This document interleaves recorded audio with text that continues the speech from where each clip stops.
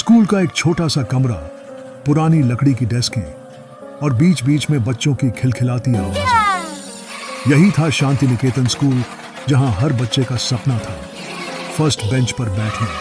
लेकिन एक लड़का था, अरुण, जो हमेशा आखिरी बेंच पर बैठता था, क्योंकि बाकी बच्चे उसे धीमा, निकम्मा और कमजोर कहते थे। धीमा लड़का। अरुण के पिता एक दर्जी थे। घर में ज्यादा पैसे नहीं थे, लेकिन पिता हमेशा कहते, बेटा, सुई से कपड़ा सीना आसान है, पर जिंदगी सीने के लिए हिम्मत चाहिए। अरुण समझदार था, पर थोड़ा धीमा। उसे सवाल समझने में समय लगता, लेकिन एक बार समझ जाए तो भूलता नहीं था। क्लास में जब टीचर कुछ पूछते, बाकी बच्चे चिल्ला पड़ते, मैम, अरुण को मत पूछो, वो कुछ नहीं जानता। अरुण मुस्कुरा देता। वो जानता था कि हंसी उड़ाने वाले बच्चे एक दिन बड़े हो जाएंगे, लेकिन उसकी मेहनत ही उसे बड़ा बनाएगी। आखिरी बेंच की दुनिया। अरुण के पास न महंगे पेन थे, न ब्रांडेड बैग। उसके बैग में कुछ फटे नोट्स, एक पुरानी पेंसिल और ढेर सारे सपने रहते थे। वो लंच ब्रेक में अकेला बैठकर अपने कॉपी के आखिरी पन्नों पर कुछ लिखता रहता। कभी कोई मोटिवेशनल लाइन, कभी कोई नई सोच। एक दिन टीचर ने पकड़ लिया, अरुण, तुम क्लास में नोट्स क्यों नहीं लिखते? क्या करते रहते हो? अरुण ने हिचकिचाते हुए कहा, मैम, मैं अपनी सोच लिखता हूँ। जो मैं समझता हूँ वो अपने शब्दों में। टीचर ने झुंझलाकर कहा, पहले किताबों से सीखो, फिर अपनी सोच लाना। तो पूरा क्लास हंस पड़ा। नालायक। एक बार मिड टर्म परीक्षा हुई। अरुण ने मेहनत की थी, पर पेपर के आखिरी हिस्से तक पहुंच नहीं पाया। नतीजा फेल। टीचर ने क्लास में कहा, देखो बच्चों, अगर पढ़ाई नहीं करोगे तो अरुण जैसे बन जाओगे। सबने ठहाका लगाया। उस दिन अरुण घर जाकर बहुत रोया।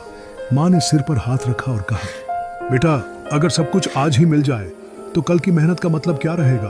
अरुण ने आंसू पोंछे और तय किया, अब हंसी नहीं, तारीफ मिलेगी। सपना बदल गया। अरुण ने पढ़ाई का तरीका बदल दिया। वो सवाल रटने के बजाय समझने लगा। वो हर दिन 10 मिनट आईने के सामने खड़ा होकर खुद से कहता, मैं कर सकता हूँ, मैं अलग हूँ। धीरे धीरे उसके जवाबों में गहराई आने लगी। टीचर ने नोटिस किया कि वही धीमा बच्चा अब सवालों का जवाब सबसे सोच समझ कर देता है। क्लास 10 की बोर्ड परीक्षा नजदीक थी। स्कूल ने एक स्पीच कंपटीशन रखा। विषय था जिंदगी में असफलता का महत्व। किसी ने उम्मीद नहीं की कि अरुण भाग लेगा, पर उसने सबसे पहले नाम लिखा। जब उसका नंबर आया, वो मंच पर चढ़ा, थोड़ा कांपा, फिर कहा, मैं वो हूं जिसे आप लोग आखिरी बेंच वाला कहते हैं। लेकिन उस बेंच से मैंने सबको देखा, हंसते हुए, गिरते हुए और आगे बढ़ते हुए। मैं असफल जरूर हुआ, लेकिन हार नहीं मानी, क्योंकि अगर सबको जीतनी जल्दी चाहिए तो किसी को सीखना कौन सिखाएगा? सारी क्लास चुप थी। टीचर की आंखें नम हो गईं। अरुण ने वो प्रतियोगिता जीत ली। बोर्ड परीक्षा का दिन। जब बोर्ड के रिजल्ट आए, अरुण ने स्कूल में दूसरा स्थान प्राप्त किया। पूरा स्कूल चकित था। जिसे सब नालायक कहते थे, वही अब सबसे मेहनती छात्र बन गया था। टीचर ने उसके कंधे पर हाथ रखा और कहा, बेटा, तुमने साबित कर दिया कि आखिरी बेंच वाला भी टॉपर बन सकता है।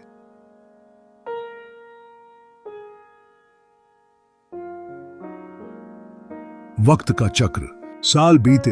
अरुण ने इंजीनियरिंग की पढ़ाई की, फिर एक स्टार्टअप शुरू किया, लास्ट बेंच लर्नर्स, जहां वो ऐसे बच्चों को मुफ्त पढ़ाई कराता था जो खुद पर भरोसा खो चुके थे। उसका लक्ष्य था हर उस बच्चे को आगे लाना जिसे कभी पीछे बैठाया गया।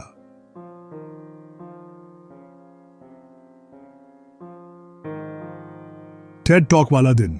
एक दिन अरुण को टेड टॉक के मंच पर बुलाया गया। वह मंच पर पहुंचा, लाल बैकग्राउंड और तालियों की गूंज के बीच मुस्कुराया। उसने कहा, मैं कभी आखिरी बेंच पर बैठा करता था, आज उसी बेंच की दूरी तय करके यहां तक पहुंचा हूं। जिंदगी में जगह नहीं, सोच की दिशा तय करती है कि आप कहां पहुंचेंगे। सामने बैठे दर्शकों में कोई और नहीं, बल्कि उसकी पुरानी टीचर भी थी, जिन्होंने कभी कहा था, अरुण कुछ नहीं कर सकता। टीचर की आंखों में गर्व था और अरुण के होठों पर वही विनम्र मुस्कान। सीख, मोरल ऑफ द स्टोरी। हर आखिरी बेंच वाला बच्चा असफल नहीं होता। कभी कभी वही सबसे बड़ा विजेता बनता है, क्योंकि जो गिरने से नहीं डरता, वही सबसे ऊंचा उड़ता है।